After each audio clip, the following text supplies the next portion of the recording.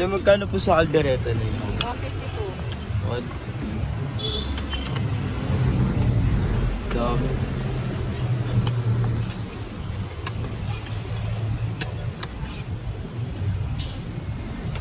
Dito po sa liempo, ate, magkano po? 150 rin po. Ano oras kayo nagbubukas dito, ate? Mga 9 kasi meron pa kami sa napansit eh. Hanggang ano oras po? Ano, hanggang 2 o'clock PM. Dito po kayo lagi nakapwesto sa ayun natin ba? Araw-araw. Dalawang yempo. Opo.